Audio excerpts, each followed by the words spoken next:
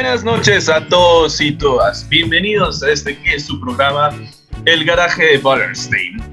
Hoy vamos a hablar de esos temas que están aquejando al mundo en medio de esta emergencia sanitaria, sobre todo en nuestro país, la República de Colombia.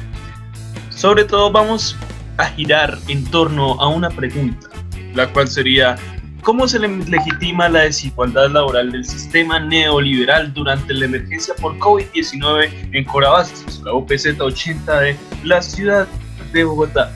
Para ir haciendo una discusión en torno a esto y en torno a diferentes aristas que abarcan la situación, tenemos hoy unos ilustres invitados que nos van a acompañar a lo largo de este programa. Podrán darnos sus opiniones y sus aportes, claro, con el hashtag Corabastos no da abasto. Esperamos su participación y sin más, le doy la palabra a nuestros invitados.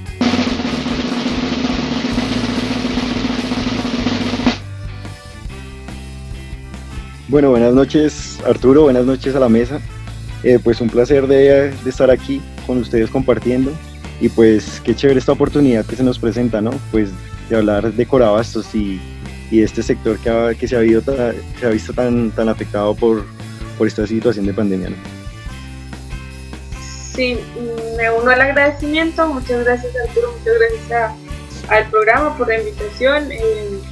Yo estaré aportando junto a mi compañera Gloria los temas relacionados con género, porque es una situación que debemos hablar y que se debe transversalizar en todas las cuestiones. Esta noche hablando de Corabastos. Buenas noches Arturo, compañeros, muchas gracias por la invitación y pues me agradecido de estar acá esta noche. Bueno, qué pregunta que nos pusiste, ¿no, Arturo? Digamos que el tema de la informalidad hoy día es bastante popular, ¿no? Se ha vuelto bastante mediático, pues debido a la situación de pandemia que enfrentamos, ¿no? Pero bueno, hablar de Corabastos, pues para hablar de Corabastos también tenemos que hablar de un poco de la situación del país, ¿no? Y de la situación que enfrenta Bogotá en esta pandemia, ¿no? Somos uno de los países de Latinoamérica más afectados por el COVID. Y pues, por ejemplo, la localidad en la que se encuentra la Corabastos, pues tiene el 10% de los contagios en el país, ¿no? Entonces, pues esto pone sin duda en la lupa, pues a esta localidad, ¿no? Y pues a Corabastos, ¿no? Que es pues la segunda central más grande de alimentos en Latinoamérica y pues la más grande de Colombia.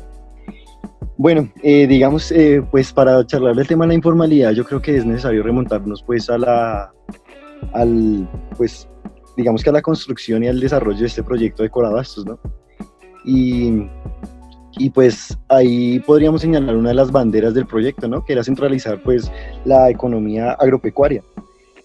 Digamos que pues a partir de 1972 que se abre la plaza de mercado, pues allí comienzan a circular muchísimas economías, pero economías también como formales e informales de igual manera, ¿no? Incluso podríamos hablar de economías ilegales.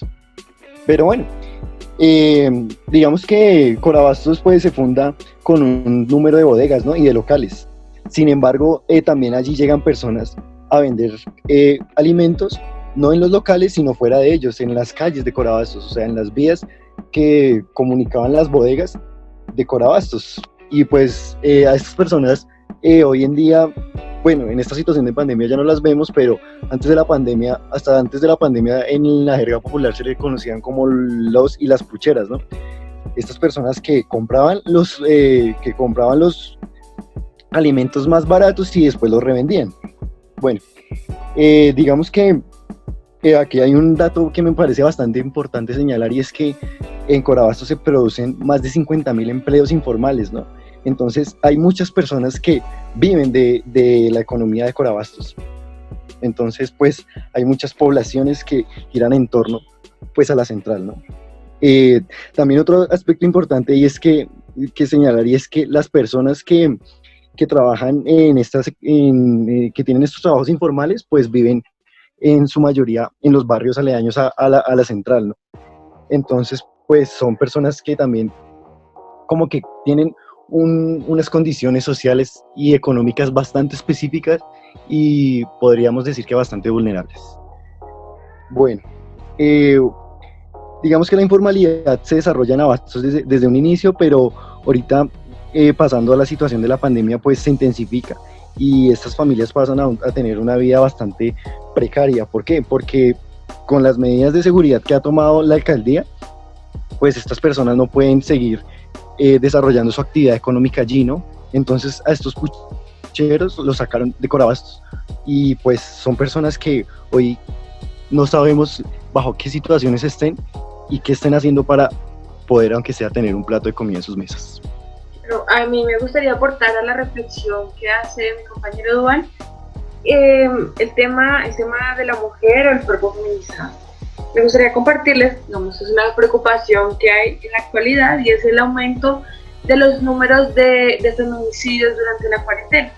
Y históricamente quiero comentarles que Kennedy es una de las localidades con mayor índices de feminicidio.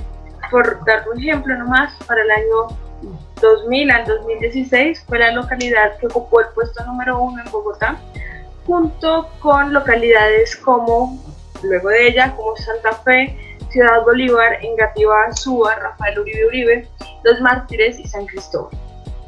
Esta situación nos pone en riesgo muy grande para las mujeres especialmente que viven en este sector, que bajo ciertas relaciones de poder, que ya nos comentará mi compañera Gloria, se han venido reproduciendo históricamente, que esto no solamente está afectando, estos roles de género no solamente están afectando hoy, sino que vienen desde mucho tiempo atrás.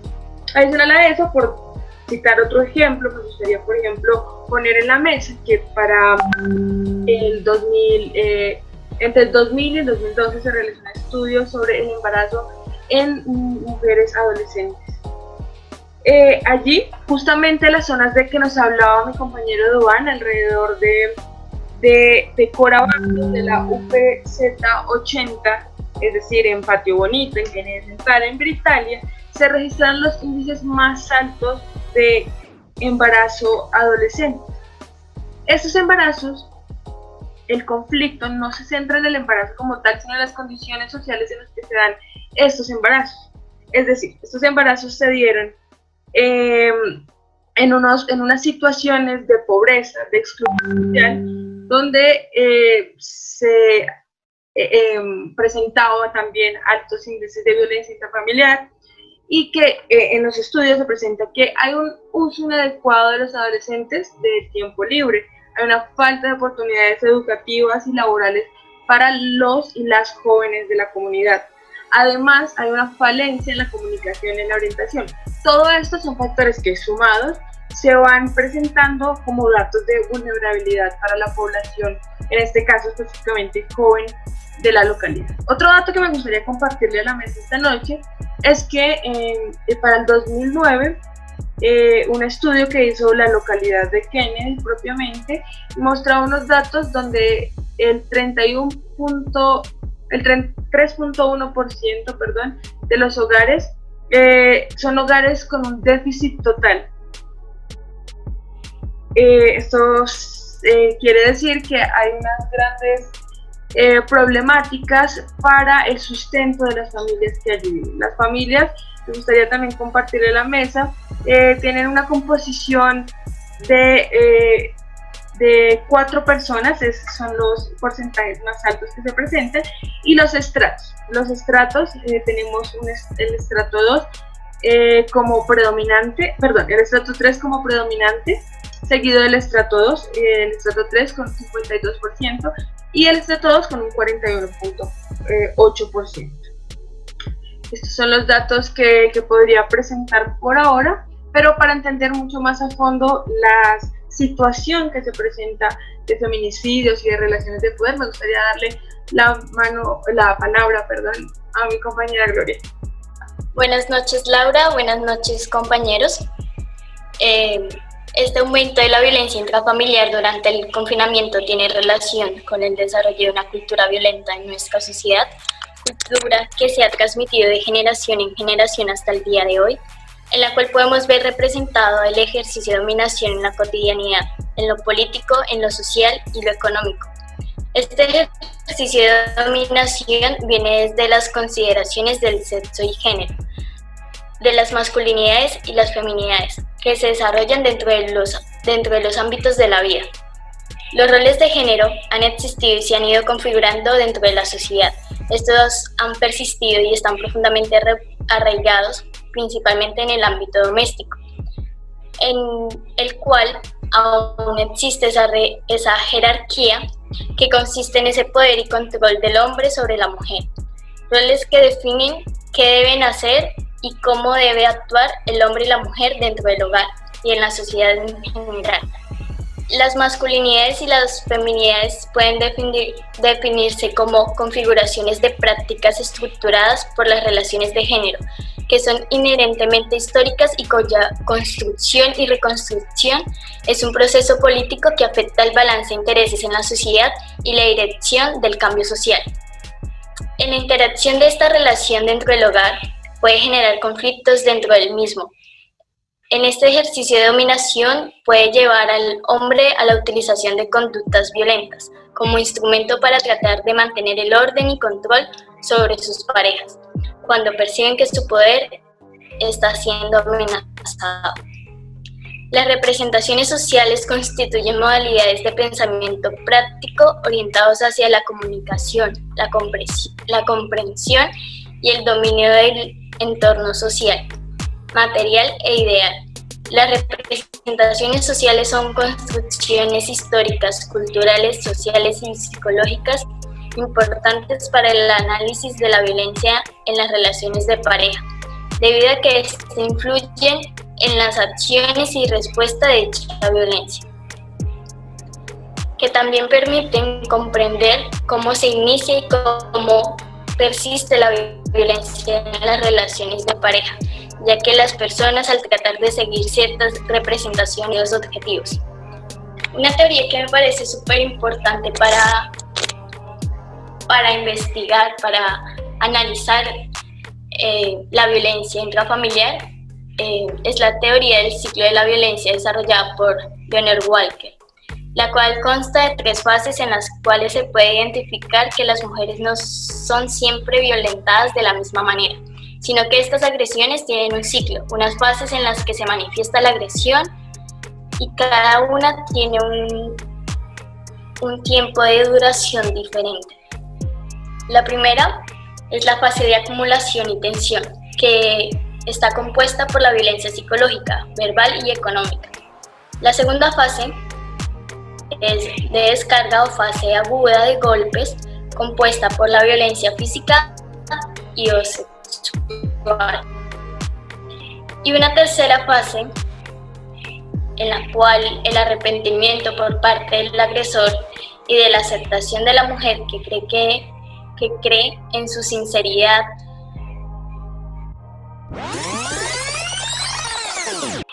Buenas tardes, pues considero que antes de la pandemia me encontraba estable económicamente porque pues claramente en el sector de la fruta es muy fácil venderlo porque pues es un producto que se mueve fácilmente, por decirlo así.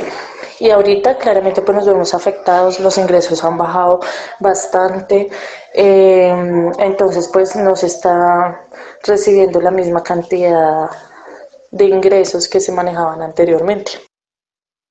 Como nos compartía la habitante de Kennedy, ellas también han sido pues víctimas de la situación del conflicto laboral, digamos, de las pocas garantías laborales que existen, dejándolas a la deriva y con pocos ingresos para su manutención. Esta circunstancia justamente está ligada a factores económicos, que creo que nuestro compañero César nos podría ampliar mucho más. Bueno, buenas noches. En cuanto a la pregunta inicial, diría que la desigualdad laboral es inherente al sistema neoliberal, ya que pues es mediante esa desigualdad que pues es la que le permite de pronto